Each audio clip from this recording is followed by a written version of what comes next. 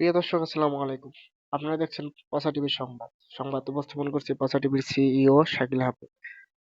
বিশ্বের ১ নম্বর নন স্যাটেলাইট যুক্ত পসা টিভি।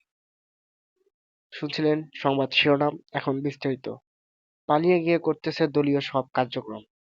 চলছে এমনকি গণমাধ্যমেও নিয়মিত আসছে প্রধানমন্ত্রী শেখের বেটি শেখ হাসিনা। বিস্তারিত শুনবো স্টাফ রিপোর্টার ইনামুলের কাছ থেকে।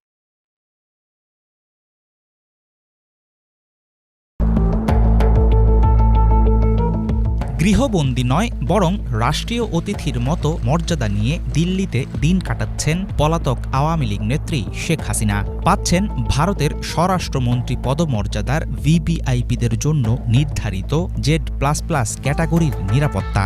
দিল্লিতে থাকা মেয়ে সাইমা আর যুক্তরাষ্ট্রে থাকা ছেলে সজীব ওয়াজেদের সঙ্গে প্রায় প্রতিদিনই যোগাযোগ করছেন তিনি। দলীয় নেতাকর্মীদের খোঁজখবর নেয়ার অনুমতিও আছে সাবেক প্রধানমন্ত্রীর। এমনকি ইচ্ছে মতো অ্যাক্সেস করতে পারেন ইন্টারনেট। ভিনদেশে বসে তাহলে কি হাসিনা নিচ্ছেন মাঠে নামার প্রস্তুতি? কড়া গোপনীয়তার মাঝে তাকে আশ্রয়ে রাখার কারণ কি শুধুই পুরনো বন্ধুত্ব? শেখ রেহানা যখন পালিয়ে ভারতে যান, দিল্লি কর্তৃপক্ষ মনে করেছিল সংক্ষিপ্ত যাত্রা বিরতি করেছেন তারা। পরবর্তীতে গাজিয়াবাদের হিন্ডন বিমান ঘাঁটি থেকে তাকে সরিয়ে নেওয়া হয় দিল্লির কোনো গোপন ঠিকানায়। ১৯৭৫-এ মুজিব পরিবারের হত্যাকাণ্ডের পর থেকে শহরটির অভিজাত এলাকা পান্ডারা রোডের বেনামি এক সরকারি ফ্ল্যাটে দীর্ঘ প্রায় ৫.৫ বছর এমন গোপনীয়তার মাঝেই বসবাস করেছেন মুজিব কন্যা। সেই সময়ের মতো এবারও অতি গুরুত্বপূর্ণ অতিথির জন্য রাখা হয়েছে সর্বোচ্চ পর্যায়ের সিকিউরিটি প্রোটোকল। শেখ হাসিনা ভারতে আশ্রয় নেয়ার পর থেকেই তার স্ট্যাটাস ও অবস্থানের বিষয়টি নিয়ে চরম গোপনীয়তা রক্ষা করে আসছে নয়াদিল্লি। পুরনো মিত্রের নিরাপত্তা ও সুরক্ষার ক্ষেত্রে কোনোরকম ভুল করার দায় দিতে চাইছে না মোদি প্রশাসন। সারাক্ষণ তাকে চোখে চোখে রেখেছে সাদা পোশাকের কমান্ডোরা। এমন পরিস্থিতিতে দিল্লির লোদি গার্ডেন কিংবা নিজামুদ্দিন আউলিয়ার দরগায় হাসিনার যাওয়ার বিষয়টিকে নিতান্ত গুঞ্জন বলে মনে করেন ভারতের সংশ্লিষ্ট মহলের কর্মকর্তারা। ৭৫-এ দিল্লিতে বহুদিন বসবাস করেছেন শেখ হাসিনা। সেই সময় রাজনীতি ও কূটনীতির বাইরেও নিজস্ব মিত্রদের একটি সার্কেল গড়ে তুলেছিলেন তিনি।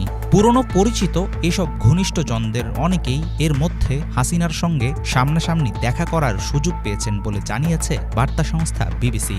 ভারতে কোনো কোনো পর্যবেক্ষক মনে করেন দলের নেতাকর্মীদের সাথে কথাবার্তা হওয়ার সুযোগও করে দিচ্ছে দিল্লি। হাসিনা যাতে প্রস্তুতি নিতে পারেন মাঠে নামার, তৈরি করে দেয়া হচ্ছে সেই ক্ষেত্র। বরাবরই সতর্ক অবস্থানে থেকে হাসিনা পরিস্থিতি সামাল দিচ্ছে নয়াদিল্লি। ভারতের মাটিতে বসে প্রকাশ্য রাজনৈতিক বিবৃতি না দেওয়ার জন্য সাবেক প্রধানমন্ত্রীকে অনুরোধও জানিয়েছে দেশটির প্রশাসন। তারপরও বাংলাদেশের রাজনীতিতে নতুন করে হাসিনাকে পুনর্বাসন ও তাকে ক্ষমতায় বসানোর পায়তারা করছে মোদি প্রশাসন। নানা কারণে উঠেছে এমন গুঞ্জন। তবে অন্য অনেকের মতো আশাবাদী হতে রাজি নন ঢাকায় ভারতের সাবেক হাই কমিশনার পিনাকরঞ্জন চক্রবর্তী। তিনি মনে করেন হাসিনার বয়স ১০ বছর কম হলে দেশে ফিরে দলের হাল ধরতে পারার সম্ভাবনা ছিল, কিন্তু এখন আর সেটা সম্ভব না। হাসিনার দেশ ছেড়ে পালিয়ে যাওয়ার গত ১০০ দিনে সামনে এসেছে তার চট করে দেশে ঢুকে যাওয়া সহ বিভিন্ন আলাপ। আমেরিকার প্রেসিডেন্ট নির্বাচনে ডোনাল্ড ট্রাম্প বিজয়ী হওয়ার পর আওয়ামী লীগ নেত্রীর প্রত্যাবর্তন নিয়ে আশাবাদী হয়েছেন বহু নেতাকর্মী।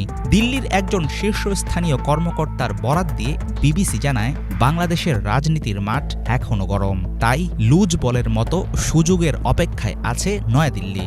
তার এমন মন্তব্য ইঙ্গিত দিচ্ছে একসময়ের প্রতাপশালী প্রধানমন্ত্রী শেখ হাসিনাকে অনির্দিষ্টকালের জন্য হয়তো চলতে হবে ভারতের ইশারায়।